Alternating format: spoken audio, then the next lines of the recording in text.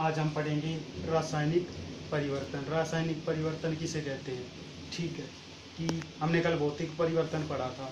भौतिक परिवर्तन क्या था? कि पदार्थों के भौतिक गुण अवस्था में परिवर्तन भौतिक परिवर्तन कहलाता है। ठीक है, आज हम पढ़ेंगे रासायनिक परिवर्तन। रासायनिक परिवर्तन क्या होता है? जिसके भौतिक गुण तथा रासायनिक गुणों दोनों में परिवर्तन होता है, वो क्या होता है? रासायनिक परिवर्तन होता है।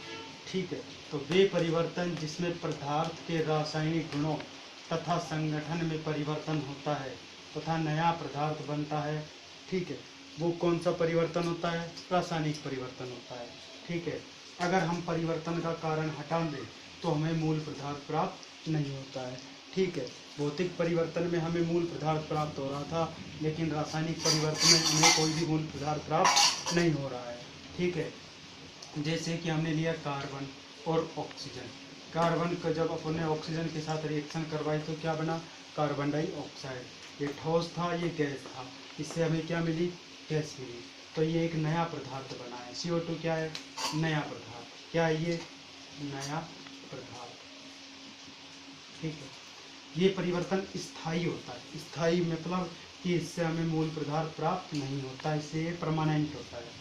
ठीक है, इससे नया पदार्थ बनता है और ये अनुत्क्रमणीयता दर्शाता है, यानी कि ये इरिवर्सिबल प्रोसेस होता है। इरिवर्सिबल प्रोसेस मतलब कि कार्बन और ऑक्सीजन से हम क्रिया करवाने के बाद क्या मिला हमको? CO2 मिला। हम CO2 से वापस ऑक्सीजन और कार्बन डाइऑक्साइड प्राप्त नहीं कर सकते हैं।